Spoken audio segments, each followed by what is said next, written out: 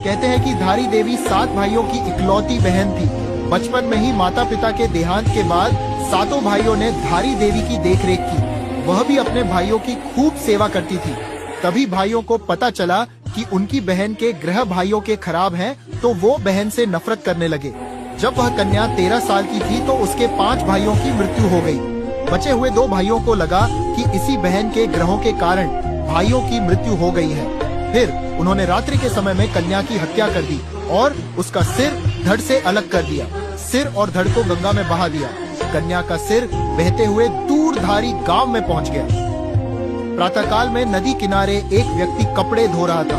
उसे लगा कि एक कन्या डूब रही है। बचाने का प्रयास किया, परंतु पानी बहुत था, इसीलिए पीछे हटा। तभी उस सिर में से आवाज आई कि डर मत, मुझे बचा। तू जहाँ जहाँ पैर रखेगा वहाँ पर सीढ़ियाँ बनती जाएंगी। उस व्यक्ति ने ऐसा ही किया और सीढ़ियाँ बनती गई। जैसे ही उसने कन्या समझकर सिर को उठाया तो कटा सिर देखकर घबरा गया। फिर सिर पर से आवाज आई कि मैं देवी रूप में हूँ, तू मुझे किसी पवित्र स्थान पर पत्थर के ऊपर स्थापित कर दे। व्यक्ति ने वैसा ही किया। तब देवी ने उसे सारी बात बताई और पत्थर में परिवर्तित हो गई। कन्या के शरीर का बाकी हिस्सा काली मठ में है, जहाँ मैथाना माँ के रूप में सुप्रसिद्ध है। धारी देवी मंदिर उत्तराखंड के पौड़ी गढ़वाल में स्थित है। माँ धारी को उत्तराखंड की रक्षक भी कहा जाता है।